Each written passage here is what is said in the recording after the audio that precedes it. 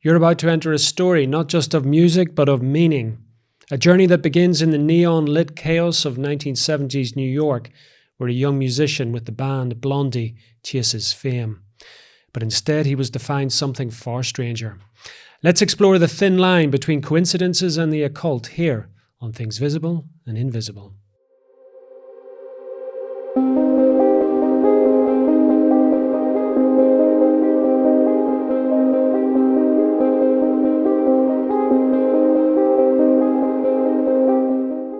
Gary Lachman is an American author and lecturer known for the exploration of consciousness, counterculture, and the Western esoteric tradition. Before becoming a full-time writer, he was a founding member of the rock band Blondie and was inducted into the Rock and Roll Hall of Fame in 2006. However, since 1996, he has written extensively on topics ranging from the evolution of consciousness, literary suicides, popular culture, and the history of the occult. His latest book is touched by the presence from Blondie's Bowery and rock and roll to magic and the occult. And he joins me down the line from his home in London. Gary, welcome back to Things Visible and Invisible. Well, thank you very much for inviting me to be once again on the show, Sean.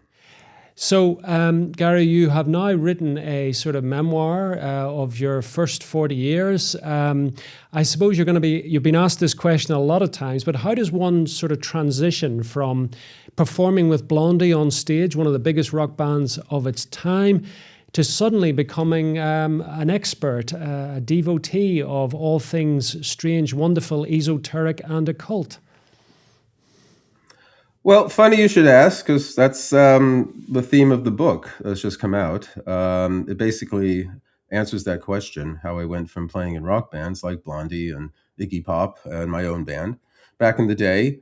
It wasn't suddenly, though. It took quite a bit of time, about 10 years, to go from that to start writing. And it wasn't until maybe another 5 or 6 years after that I'd have my first book come out. So we're going to get into that. I'm just wondering, though, you had made a name for yourself in the rock and roll world.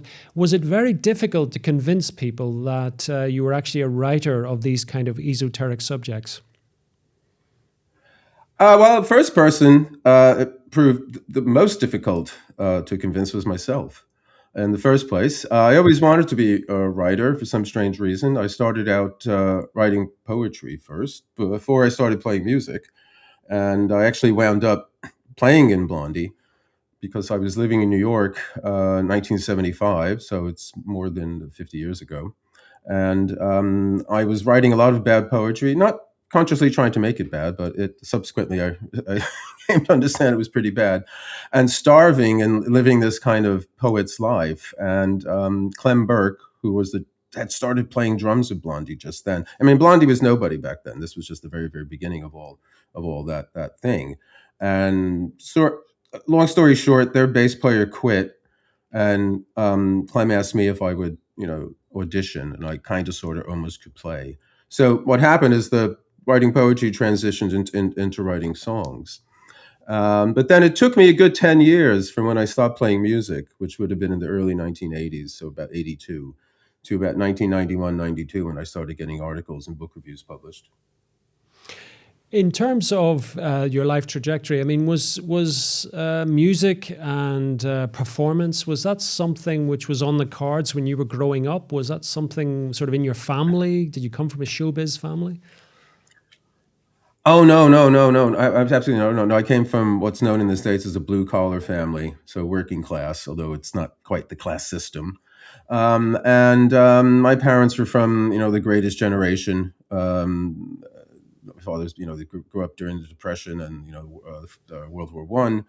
And but when I was growing up, I was a victim of the British invasion, the Beatles, the Dave Clark Five, the Zombies, all those kind of groups. And then you had the Motown sound, and then there was the San Francisco sound. So there was this wonderful time in the 60s, mid 60s up into the 70s, when I was growing up, adolescent into my teens, when you couldn't hear a bad song on the radio. So I think I absorbed all of that. But what was happened in the early 70s that got, enabled bands like Blondie and the Ramones, who were from the New York scene as well, and television and Patti Smith and Talking Heads, was that there was a reaction against all of the prog rock that had become prominent in the early 70s, like Yes, and King Crimson. Very, very technically proficient, complex, virtuosi oriented music that it just wasn't songs anymore. It just wasn't, rock and roll. And even at that early time, there was a reaction against that. There were mainstream groups called like Sha Na Na who did old doo-wop 1950s kinds of things. And people like Chuck Berry and Jerry Lee Lewis and Little Richard and other big names from the 1950s were having like second careers. So there was a kind of reaction to this kind of Wagnerian, very over the top kind of music. I always say you had to go to the Juilliard School of Music to play rock and roll. And the reaction to that was to strip it down as simple as possible. So, and that enabled people like me in 1975, around this time of year, 1975, to start playing in the then completely unknown sort of Blondie. We were, third on the bill, but open for anybody. Now, punk rock's not necessarily associated with esoteric or the occult. However, some of the bands from the late 60s and early 70s were very much, or certainly part of their sort of publicity was around this. I'm thinking of the Led Zeppelins and the Black Sabbaths and all the rest of it. Was that something that you sort of were imbibing as well, or was it just music at this point? Well, I mean, how I got interested in all of these things was around the same, and happened around the same time as I first started playing with Blondie. Because, when I first started playing, I was homeless for a while. I tell the story in the book. I won't go into details here. And I wound up living with Chris Stein and Debbie Harry in this very, very small one-bedroom flat that Debbie had in Little Italy, which nowadays it's a tourist haven in New York, but it was a backwater then. Nobody, really wanted to go there, and that couldn't be maintained. It was too small, and we wound up getting a loft space on the Bowery, just a block from Club CBGB, where all the action was taking place. All the bands were coming out of there. And the guy who had a lease on the building, insofar as there was anything like that, and rented us a floor, was this wild gay biker artist into the Hells Angels and into the notorious dark magician Aleister Crowley. I mentioned Jimmy Page was interested in him, David Bowie, and others as well.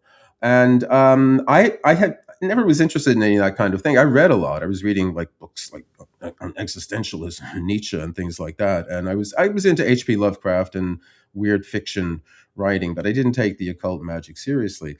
But this fellow was really into it. And he used to do impromptu tarot card readings. And I started reading one of Crowley's books, and I just got into it. But the book that really did it for me then was a book just called The Occult. And it was written by a British author, Colin Wilson, passed away in 2013. He was most famous for his first book called The Outsider in 1956, which actually in many ways was responsible for kickstarting things like the counterculture and things like that. But I just read his book, The Occult, and it was fantastic because it wasn't a book of spells or ghost stories. It was about consciousness and somehow consciousness being involved in these strange phenomena. And he's name dropping people like Sartre and all this, not in some academic way, but in this page turning kind of way. So I mean, it was books that did it for me, really. And at that time in New York, there were a lot of bookshops that had that kind of material, and there was a lot of stuff that was available cheap in these kind of public domain reprints. So you could get even with the little bit amount of money I was earning playing in rock bands at the time, I could still afford to buy this stuff. So it was literally a literary kind of experience for me at first. I mean, later on when I moved to California, it became more hands-on sort of thing. I mean, would you say there was anything in that punk scene of New York, the mid to late 70s? Was there anything that, looking back now, that you would see occult elements or esoteric elements sort of playing into it, whether it was philosophical, maybe more Nietzsche or something, but that there was a sort of, even though it was not being voiced, it was there anyway. It was a sort of presence. Well, I mean, I subsequently came to understand that there were people around at that time who were into it. I mean, somebody was telling me recently about Lou Reed reading Alice Bailey, who was one of these theosophical writers from the Theosophical Society. Theosophical Society was the most important magical, occult, sort of esoteric society. It wasn't secret; it was well known in the late 19th into early 20th century, and it really kind of started a kind of occult revival in the late 19th century, which was later revived in the 1960s. My first book, Turn Off Your Mind, the one that we talked about this, I think last time I was on the show, is about how occult and magical ideas influenced popular culture in the 1960s in music, but also in film and books and television and so on, and comic books and things like that. But around the scene at the time, I mean, I was 19. I didn't know what other people were doing. I mean, I just was into it myself. I mean, I was literally still a kid, so reading this stuff. Debbie and Chris, where we were living, they had a kitschy, kind of fun, what do you want to call it? Kind of occult, decorative interest. So they had, pentagrams and upside down. I mean, the place we lived in was pretty wild. We had a statue of a nun, had an upside down cross on her forehead, and there were like Tibetan tankas on the wall, and one of them had a Tibetan monk who had died being chopped up and cooked in a cauldron, which is apparently something they did back in the day, and other weird, pentagrams and things of that sort. So it had a kind of kitschy interest, but it wasn't, I didn't know anybody else who was into it in the same way. But I said, subsequently, people have asked me, oh, did you know that so-and-so was doing this and so-and-so was doing that? So, I mean, there must have been other people interested in it. It was around, but for me, it was just my own experience reading and becoming more obsessed with these ideas. Now, things that we read when we're sort of young, and then they're fashionable, as these kind of occult books often are for young people. That's one thing, but your interest really sort of developed and flowered much when you were a much more mature individual. How do you see that process going? I mean, were there seminal moments where you were on that path that or pushed you towards this sort of subject matter? Well, I said I'm a reader. I like ideas. I mean, I became fascinated with these ideas. And my first kind of plunge into hands-on experience was when I'd left Blondie, and I had gone to Los Angeles with. Well, I mean, to tell you the truth, no, I should say one thing I keep forgetting. I mean, and I should have mentioned this a long time ago. The title of the book, "Touched by Your Presence," is an allusion to the 1978 top 10 hit that Blondie had in the UK and Europe with my song called "I'm Always Touched by Your Presence, Dear," and that song was about the telepathic and shared dream experiences my girlfriend, Lisa Jane Persky, at the time were having. The song is written about her, to her. On the first North American Blondie tour, we were the support act for Iggy Pop, and David Bowie was the incognito keyboardist in Iggy's band. And Lisa had a list of all the hotels we were staying at. And whenever I wanted to call her, she was about to pick up the phone and call me at the hotel. Again, folks, this is back in the day before mobile phones, cell phones, social media, what we are engaging in right now. So time was different then. You had to be someplace at some time in order to talk to somebody else on the phone. You couldn't do it everywhere, anywhere. You had to be in some place at some time. So a very different experience of time we have today than back then. But it was like that. And then we found out, we would talk about it, and we would discovered that we were having the same sorts of dreams. I don't remember exactly what the dreams were about, but that was the thing. So I wrote the song, "I'm Always Touched by Your Presence, Dear." And then it became a big hit. So that was my first foray into any kind of creative response to the experiences I was having was a song that subsequently I alluded to in the title of the memoir. But then when I moved, another thing that happened around then, I wrote a book during the first lockdown here in 2020 called "Dreaming Ahead of Time," and this was about these precognitive dreams I had over the years. I've kept a dream journal for like yonks, more than 40 years now. But I started to record my dreams around the time when I was living in New York in the late 70s, early 80s, and I started to recognize that bits and pieces of my own future were turning up in my dreams. So these experiences confirmed my interest in these sorts of things, and so I continued to read and read and read. But then when I got to Los Angeles, I moved to Los Angeles in late '77 with Lisa. Well, Lisa went ahead because she was pursuing an acting career, and she actually had a very prestigious career in the '80s and '90s. And that's when I got involved with an Aleister Crowley group here, the OTO, which means the Ordo Templi Orientis. And that's when I first started actually trying to practice some of these magical rituals and things of that sort. So you actually sort of threw your hat in the ring, so to speak, Gary. You actually decided upon a path which was one of the Crowley devotee. Well, I mean, the thing is, I don't like to use the word scientific, but that's sort of like, okay, let's check it out. Let's see what happens. You know, it says if you do this, that'll happen. Let's follow the recipe. Does it do what it says on the tin? You know, kind of thing. So I've been reading Crowley's books, having conversations with this fellow in the Blondie loft who was deeply into this. He even introduced me to someone whom he said was one of Crowley's illegitimate children. I don't know if he actually was or not. I just was more and more interested in it. And one day I was in a wonderful little bookshop on Hollywood Boulevard called Gilbert's. It isn't there anymore. This would have been '78 sometime.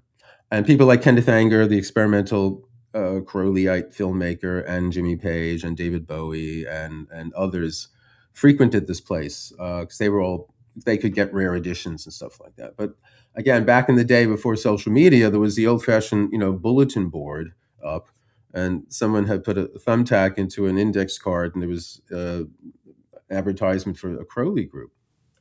So I took the address down and I wrote them, just to see what would happen.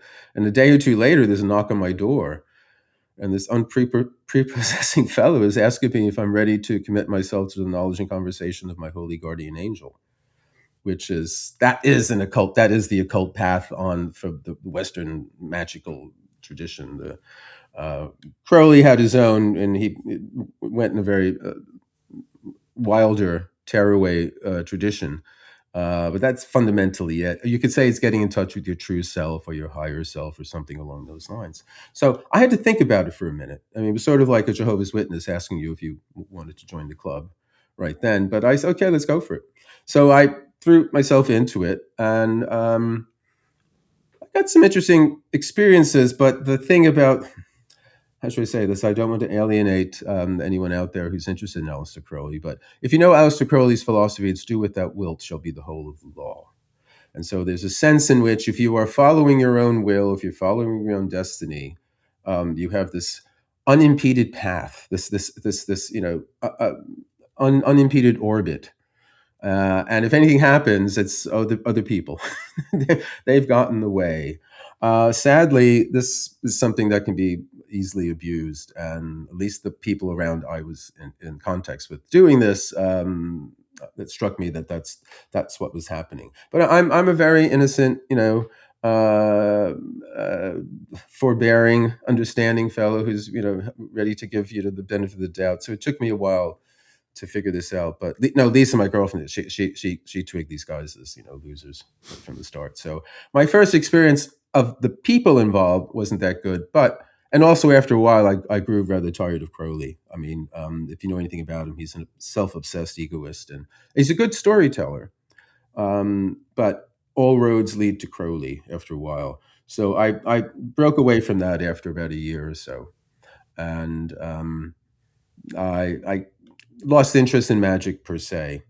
And then it wasn't until the early 1980s that I became interested in what was known as the Fourth Way, which is this system of psychological development created by enigmatic Greco-Armenian esoteric teacher G.I. Gurdjieff and his most well-known expositor, the Russian philosopher Peter Uspensky. And that was much more serious business.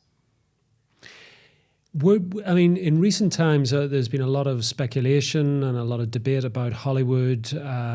We talked on the last occasion about the music industry, but just on Hollywood, that Hollywood has got lots of occult elements flying around, if not satanic elements flying around. In your experience, Gary, of living in Hollywood and dabbling to some extent on the fringes, at least, of that world, would you say that a lot of it is performative or is it real?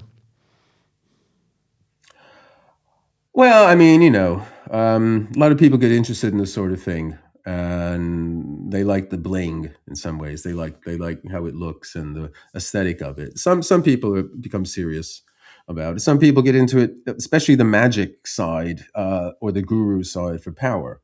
It's a way to exercise power of the people. But there are many people that are, sincere, sincere. What do you want to call it? Seekers after some kind of deeper meaning than what's on the menu for most of us in the everyday world and all that. So it's a mixed bag. I had one how should we say it? One memorable encounter with one very well known rock celebrity, David Bowie. This was during my last days in New York. This would have been about possibly 1980, 81. And I had been invited to go with a friend to David Bowie's loft space. He had a loft space in Midtown Manhattan. This is more than 40 years ago, so I think I'm remembering correctly. And how shall I phrase this? He was eager for my friend to arrive because he was delivering something for him. And when we got there, he was very happy that he had arrived and all that. And somehow there was they had been talking about the occult before we arrived, and then I guess the conversation kind of got derailed, and then it was a bit awkward when things get going again. So my friend had said, "Oh, Gary, he knows all about the occult because he reads Colin Wilson, who's this British writer." And he's a best-selling writer and all. He's a brilliant writer, but he was well known in England. At the mention of Colin Wilson, Bowie kind of lit up, and he said something like, "Wilson, yes, he leads a coven in Cornwall, and he traces pentagrams on the doors of his neighbors." And I had yet to meet Wilson. I actually, in 1983, as part of what I call the mini search for the miraculous that had me in places like Chartres Cathedral and Notre Dame and Glastonbury and Avebury and other sacred sites, I made a pilgrimage to where Wilson lived, and in Gorin Haven, which is a very small, tiny village near Mevagissey in Cornwall in the far west, and he had been living there since 1957. So this is 83, quite some time. And but I had read enough about him to know that he doesn't do that kind of thing. He's not a warlock. He writes about this stuff. He writes brilliant books about it. He doesn't do that kind of thing. And naive, innocent, trusting fellow I was, I said, "Well, David," I had met him before because he was the keyboardist on that tour. So he didn't call me Gary, but I could call him David. And he said, "I don't think that's true." Yes, he draws down the spirits of Nazi. He just went on this tirade about stuff every now and then. And it went on a bit. And then I realized the place went quiet. And people were looking at me. And I realized, oh, God, I'm making a scene. And I don't know if you remember I think it's the penultimate Sean Connery James Bond film. I think it's Diamonds Are Forever. But in it, there are these two women assassins. Yes. Big girls named Thumper and Bambi. And Bowie had two female bodyguards. And I don't know what their names were, but they came over to me and they said, "David's tired. We think it's time for you to leave." So they escorted me out of this place. But later on, I realized what had happened was Bowie had somehow, in one of his books called Mysteries, Wilson writes about a Cambridge Don who became a well-known parapsychological investigator named T.C. Lethbridge. He lived in Devon, and Lethbridge tells the story in one of his books, which Wilson repeats in one of his books, about a witch that he knew in Devon who did go around to people's houses and trace pentagrams on their door to protect them. It wasn't nasty stuff. But Bowie had mixed up Wilson retelling the story of someone else telling the story of a witch doing this, and had somehow conflated the two. But by the time I realized that, we weren't in touch anymore, so I didn't think it was worth trying to clarify it for him. As you say, I mean, there's been a whole parade of rock stars who have used the occult as a sort of decorative element, either to their stage act or to their persona or how people perceive them, to give them a bit of an edge or whatever it happened to be. I mean, in your more with your academic hat on, with your research angle, I mean, at the end of the day, do you think that these were people who were really posing with the occult, as opposed to really dabbling or even active in it in some way? Well, I mean, I've been interested in this stuff for more than 50 years now, and I think if you're really serious about it, you don't talk about it that much. you don't advertise, you don't go around showing it off. So it's an aesthetic, and it comes and goes. I mean, oh God, I did a book about Crowley called Aleister Crowley, Magic, Rock and Roll, and the Wickedest Man in the World. And the theme for that book was, as I said, in the 1960s, a lot of the Beatles, the most famous people in the world, put Crowley, the psychologist C.G. Jung, Aldous Huxley, who's famously, his experiment with mescaline, the drug mescaline, recounted in his book Doors Perception, very influential on the 1960s counterculture and the drug culture and all that, amongst many, many other people on the Sgt. Pepper's cover. But that was the imprimatur, of the most famous people in the world on, Crowley and these kind of things. So at that point, lots of people were into it. But then it kind of, it bifurcates which splits by the end of the decade, because a lot of dark stuff happens. You have the Altamont concert, Yeah. Where the Hells Angels kill somebody. You have the Manson murders happening. So suddenly this Aquarian age, which is all about magical thinking and, love and peace, goes dark, goes south. And one branch of that becomes what we subsequently know now as the New Age and Mind, Body, Spirit, and it's the nice side of that. But the other was what I call rock, cult, and roll. So this is Black Sabbath and, all those heavy metal bands that adopted, Crowley and a variety of other, dark elements like Manson, like Charles Manson, Marilyn Manson, or Nine Inch Nails, who recorded an album in the same house where the Manson murders took place and all this kind of stuff. So that becomes a kind of thing. Anton LaVey, who, not a name now to conjure with, but in the 1960s and 70s, he was known as the high priest of the Church of Satan, and he was on television shows and all this kind of thing. So it splits up then, but it becomes like a life. I mean, the reason I'm saying this is like in the book on Crowley that came out 2015, but he was involved with all these rap, Snoop Doggy and all these other rap singers and all that, and they had like Golden Dawn is a name of. Well, it was the most famous secret magical society of the late 19th, early 20th century, the Hermetic Order of the Golden Dawn. Crowley was part of it, the Irish poet, Nobel Prize winner, W.B. Yeats, many, many other famous people at the time were part of it. And that was kind of, I said earlier about this pursuit of the knowledge and conversation of a holy guardian angel. That was much more of a kind of a spiritual, meditative, almost kind of approach to magic. But even that stuff was getting associated with the kind of bling, and there's a strange video. I mean, I just know this stuff because I've written about it and I've done talks about it. Katy Perry did something called Dark Horse, which is just this over the top Egyptian kitsch, rock video, but it all has these hermetic and magical and Egyptian and different memes in there. So it becomes a kind of thing, people are into. One aspect that struck me with the rap singers, it was this notion of a kind of elite, too. We're the elite, and the Illuminati gets mentioned all the time. And the actual Illuminati. I mean, if you Illuminati on your computer, you get thousands and thousands of whatever links and all that. But the actual Illuminati, the actual historical group, the late 1780s, they were an offshoot of Freemasonry, and they had a political agenda. Yes. In which they were what we call radical leftists these days. They had a political agenda. They wanted to abolish all the monarchies of Europe, but they were snuffed out, pretty soon once word got out about them.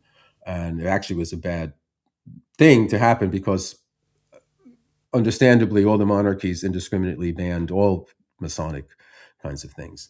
But Illuminati subsequently became this tag, a hook on which you could hang any number of conspiracy things, starting with the French Revolution to Absolutely. Today, whatever, the deep state and all that kind of stuff. So all this stuff, especially today with the internet and social media, it just proliferates. It takes on a life of its own. Absolutely. Well, let's go back to the 1980s and your journey, Gary. Why Gurdjieff? Well, again, it was from reading. Colin Wilson, whose books I sought out by this time and was collecting and reading all of them. He had his earlier career. I mentioned his first book, The Outsider. Prior to his writing about the occult and mysticism, he had an early career writing about existentialism and things like that, and Sartre and Heidegger and Camus and that kind of thing.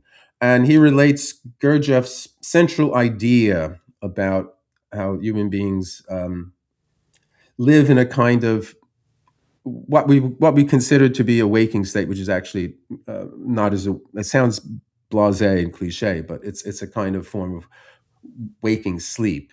And there are certain moments when we have a more intense sense of our being, which was a concern of the existentialists.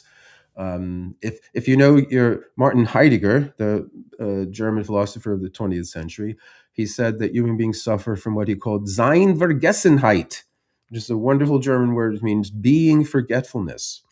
We forget our own being. We forget that we exist. We become so enraptured in everything else outside us, around us, completely distracted by outer things, that we forget about our own existence. And it's only in moments of crisis or some kind of breakdown where everyday routine suddenly is not there to support us that we have this sudden sense of our own being. And it strikes us as strange. And at first, something we want to avoid. This is what Sartre called bad faith, where we want to avoid the sense of our reality, and because it suddenly we realize we exist and we are free. Yeah, we're responsible for our decisions and actions, and we can't foist those upon others around us. So we do everything we can to avoid being aware of that, so we can sleep easy at night.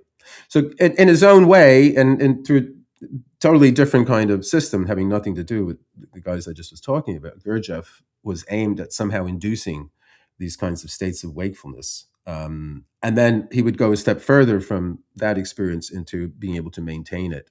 And, but in any case, it was very rigorous. It had nothing like the kind of indulgence and transgressive character to a lot of Crowley stuff, which had a lot to do with sex and drugs and, stuff things I had already experimented with, quite a bit during my rock and roll days. But no, Gurdjieff was very, very rigorous, austere methodology of what I would say he was a master of inducing artificial crisis or contrived inconvenience. So he would be able to create situations in which his students were precisely in those kind of moments where all the usual props that would keep them afloat, understanding them, thinking that's who I am, were taken away. And you would be confronted with your own being, which for him was a very good thing. Oh, yes, now you're awake. Now you can start to really live. Was this the end point for you then? This philosophy, this way of being, was that where you decided this is for me? This is the Well, I said, okay, this is what it says in the books, this is what it says it was like. But I had experiences of something like that. I'd had experiences where I suddenly felt much more there. I talk about one in the book during the first UK Blondie tour, which was 1977 during the Queen's Silver Jubilee, the same week that the Sex Pistols' "God Save the Queen" was banned from BBC, and we were the support act for Television, who were one of the bands that came out of New York, and their first album, Marquee Moon, was a big hit here. And they were atypical of the CBGB bands because they were a guitar band, almost like the Grateful Dead. Not their music wasn't like that, but they had two guitars playing off each other, which wasn't the punk stuff was just a sort of drill kind of thing. The Ramones were like that. But in any case, we were the support act, and the first gig was in Bournemouth. And we were in London first, and we did interviews and stuff like that, and then we drove out that evening because the gig was the next day, and I didn't know where the hell I was. I'd never been here before. It was dark out, driving around, no idea. So we're in the hotel, and so I had a tendency to usually get up earlier than most of the other guys, and so I said, "Oh, where am I? Oh, I'm in England." So I went out for a walk from the hotel. I had no idea where I was, and I turned a corner, and then bang! There was this big, vast body of water and bright clouds and all that. And it was a channel, which, if you live in Bournemouth, channel, but I didn't know it was there. I literally turned the corner. I was like, whoa. And then it hit me that, yes, that must be these channels. Oh, France. So there. And then the rest of Europe. And, again, I was 77, I was 21. And I traveled to LA from New York, but I hadn't, with Blondie, and traveled around the States, but I hadn't been to Europe yet. And I grew up an Anglophile. There was the British invasion. I grew up reading Sherlock Holmes. I was reading all these Colin Wilson books and all this other kind of stuff. So suddenly it hit me that, oh, I'm here. So one of the problems in trying to talk about these experiences is that we don't have a language that's adequate to talk about them. Because when I say I'm here, oh yeah, of course you're there. But no. I mean, so I say it's in italic. So now I know in italic. So now I really know, and that's one of the problems. So there's a psychologist that Wilson refers to often, a fellow American psychologist named Abraham Maslow, and he had an idea, something he called peak experiences, and they were these strange experiences where something suddenly struck. Doesn't have to be some sudden dramatic thing like what I'm just talking about now. It could be something that you see every day, but suddenly you see it in a different way, and its reality strikes you. It's usually something you had taken for granted that suddenly becomes more real for you, and that's the essence of these kinds of experiences. Now, Gary, you've had a very interesting life. You've had many different experiences and gone on many different journeys. But you've also studied quite in depth this subject matter for many, many years now. What sort of, if I may ask, where are you today? Where would you suggest your endpoint has come to now in terms of this rather interesting esoteric journey? I have a book with one of my publishers now. The working title is "We Forget That We Exist," and it's precisely about what I've just been talking about. So that's the next kind of thing. So, I mean, I never think of myself as on a particular path or anything like that. Although in songs, people ask me, "Oh, what led you to London?" I said, "Destiny." So I mean, I say things like that. But I think if you're just okay, the secret to life to me is become interested in something other than yourself. Become interested in something that has nothing to do with you, so that you can be fascinated for its own enigmatic character. So I don't know, Ming vases or late Russian romantic composers, whatever it might be, some objective thing outside yourself that frees you from yourself. Because I think one of the main problems with us is that we tend to become obsessed with ourselves all the time, and petty problems seem to get larger. They mountains out of molehills and things like that. Where the other when the other thing happens, the mountains turn back into the molehills. When you can free yourself of obsessing with your own concerns, and the breeze of reality, the breeze of objective reality outside of your own subjective interests hits you, and you're awakened again to something outside yourself. Because I think that's what happens. I think a lot of us die early on because we somehow close all the doors and windows around us. And even nowadays, especially with people just looking around, looking at their phones completely. I mean, yes, we live in a simulation. It's the one you carry in your jacket pocket, and you pull out every 5 seconds to make sure you're in touch with everything out there. So, enough preaching. Buy my books. They will show you the secret of life. Well, that's a very good point, Gary, at which for you to tell people where they can buy your books and where they can also find out more about you and the various writings and talks you're giving. Well, I have a website. It's gary-lachman.com.